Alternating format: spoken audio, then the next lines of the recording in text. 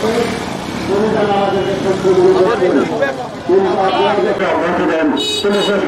পর্যায়ে এনেছি, রাজনৈতিক ব্যক্তিবর্গের কাছে অনুরোধ করেছি, কিন্তু বিনিময়ে আমরা কি পেয়েছি? তাদেরকে চার্জশিট থেকে বাদ দেওয়া হয়নি। গত কয়েকদিন আগে জেনেছি যে সেইখানে অথচ এই সাংবাদিকরা পেশাগত কারণে তারা দায়িত্ব পালন করেছিলেন, সেই ধরনের ঘটনায় জড়িত ছিলেন না, কিন্তু আমরা দেখেছি যে যারা সেখানে জড়িত ছিল বা জড়িত থাকার সম্ভাবনা ছিল তাদেরকেই বাদ দেওয়া হয়েছে। প্রশাসনের কাছে গিয়েছি যে তারা যেন আমাদের সহৃদয় হয়ে তারা যদি সত্য গ্রহণ করেন, যদি আমাদের কোনো সাংবাদিক সত্যি সত্যি দোষী থাকে, জড়িত থাকে, তাহলে তাদের নামের থেকে আমাদের কোনো আপত্তি নেই। আমরা সাংবাদিকতা করতে গিয়ে আজকে বিভিন্ন রকম ভাবে আমরা হয়রানির শিকার হই, আমরা নির্যাতনের শিকার হই, আমরা হত্যার শিকার হই। আজকে আমরা গাজীপুরের এই আছাদ এই কুমিন হত্যার প্রতিবাদে আমরা আজকে রাজপথে দাঁড়িয়েছি।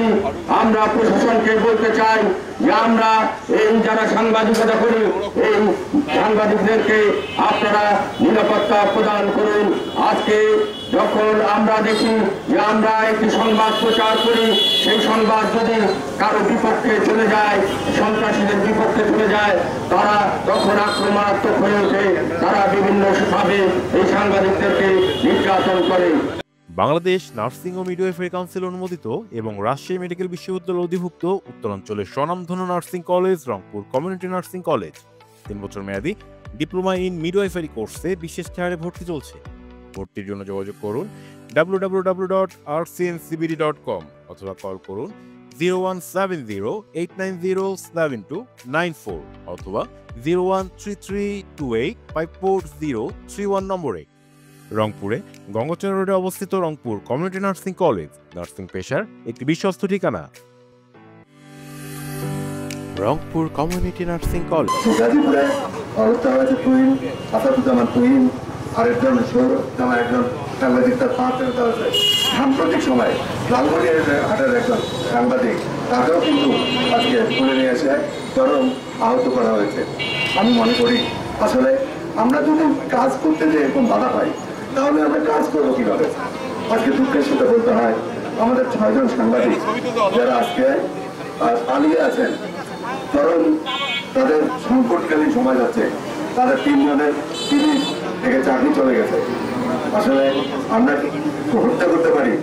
আমরা কি মানুষ হত্যা করতে পারি? এই কাজ আমরা কখনোই করতে পারি না।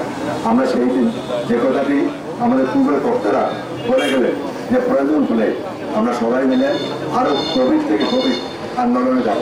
আমরা চাই ওই যে সাংবাদিক 6 জন আজকে মিথ্যা মামলায় জর্জরিত হয়ে পালিয়ে মানবত জীবনযাপন করছে, আমরা চাই প্রশাসন যেন তাদের দিকে একটু দৃষ্টিদান করেন, কারণ 1 বছর তারা পার করলো এইভাবে পালিয়ে, তাদের অনেকে চাকরি চলে গেল।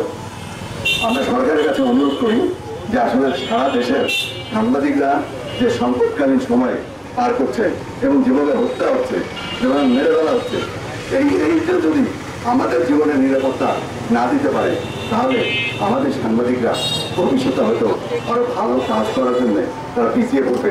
এতে জাতি ক্ষতি হবে, আমাদের দেশের মানুষ ক্ষতি হবে। আমি মনে করি আমরা হয়তো ছোট্ট এই পরিসরে আজকে একটি মানববন্ধন করছি, কিন্তু আমরা সরকারকে বা স্থানীয় প্রশাসনকে আমরা জানিয়ে দিতে চাই তারা নিরপেক্ষতার সাথে যেন এই জিনিসগুলো দেখেন এবং যারা মিথ্যা মামলার আসামি হয়েছেন এই আসামিদের যেন তাদের যেন ফাইনালি কোনো অবস্থাতে তারা যেন দোষী না হয়। আমরা প্রমাণ করতে পারবো যে এই সাংবাদিকরা কখনোই হত্যা মামলা জড়িত না।